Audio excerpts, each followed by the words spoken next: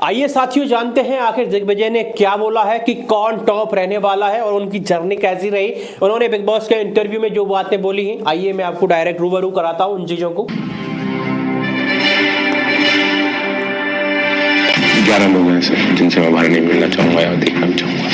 मेरी जिंदगी के सबसे मुश्किल 48 दिन मैं जी कर आ रहा हूँ। मुझे लगता है सब एक्टिंग कर रहे हैं। मैं भी खुद को ट्रॉफी उठाते हुए देखना चाहता था। बिग बॉस की ट्रॉफी का कोई हकदार है तो वो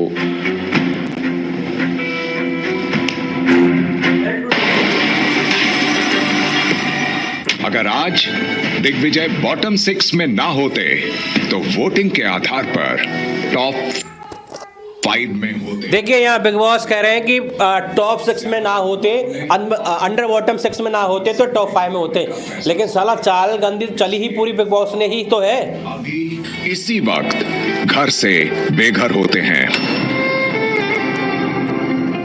सच में बड़ा बहुत ज्यादा कठिन पल था और मेरी आंखों में सच में आंसू थे जब चाहत दिग्विजय के लिए रो रही थी, फूट फूट के रो रही थी। सच में वो एक दिल से रो रही थी। ऐसा शायद बिग बॉस 18 के सीजन में अब तक किसी साथी के लिए कोई रोया नहीं है साथियों।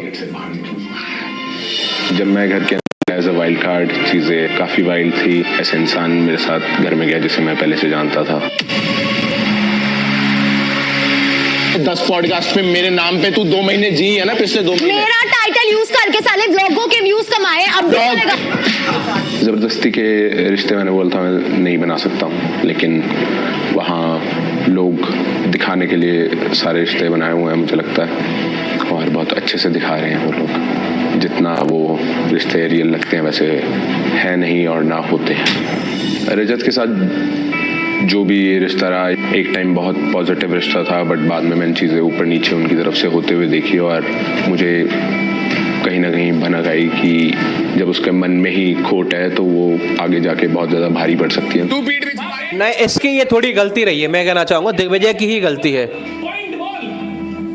रजत को छोड़ना दिग्विजय की भारी गलती थी।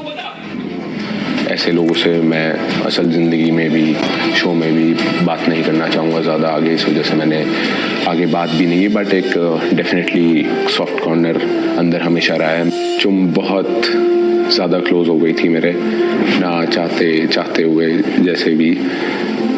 और फिर करण के साथ बैठना, मतलब इतनी बातें करी हैं तो डेफिनेटली करण, चुम, चाहत के साथ शुरू से ही काफ़ी बैठना था, बट वो वैसा बॉन्ड हो नहीं पा रहा था। फिर लास्ट के डेज में बहुत अच्छी बातचीत हुई और मुझे सही में लगता है तीनों अच्छे इंसान हैं।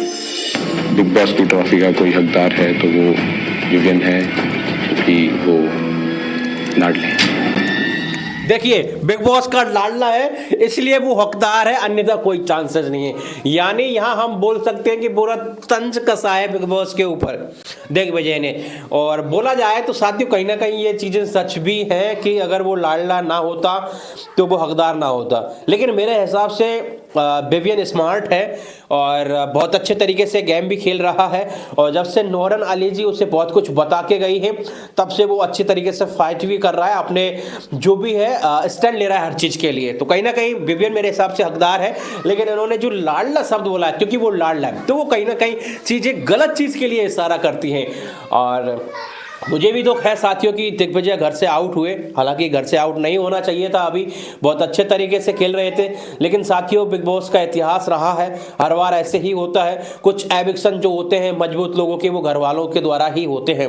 और अगर ये ना हो तो साथियों फिर बड़ी मुश्किल ही हो जाएगी, क्योंकि मिक्स गेम होता है साथियों। अगर आपके घर में रिश्ते अच्छे हैं और बाहर आपकी अच्छी पॉपुलरिटी है तो आपको कोई नहीं हरा सकता। लेकिन आपकी बाहर पॉपुलरिटी है और घर के अंदर आपके दुश्मन बन गए हैं तो कहीं ना कहीं आपको बाहर तो निकाला जाएगा किसी ना किसी तरीके से। यानी यहाँ एक एवरेज जो इंसान होता है वही सक्सेस हो पाता है। एवरेज तरीके से खेलना, बाल भरे एवरेज तरीके की वोटिंग हो, कम बॉटम में नहीं होना चाहिए आदमी। जो एवरेज सब चीज में रहता है ना तो वो लास्ट में टॉपर बन के निकलता है। और एक चीज में कहीं ना कहीं अगर हमारी वीकनेस रह जाती है ज्यादा ही तो वो चीज लास्ट में जाके बहुत ज्यादा नुकसानदेह होती है साथियों। और कहीं ना कहीं ये भाई दिग्विजय के साथ हुआ है। मुझे बहुत अपोलॉजी है इसके साथ में, जिस तरीके से हुआ बहुत गलत हुआ है। हालांकि इस बंदे को जो सहानुभूति मिली है लोगों से, और हो सकता है कुछ सेलिब्रिटी वगैरह या कुछ शो इसको और अच्छे तरीके से काम भी दे पाएंगे, ये भी मुझे लग रहा है साथियों। तो थैंक यू सो मच साथियों।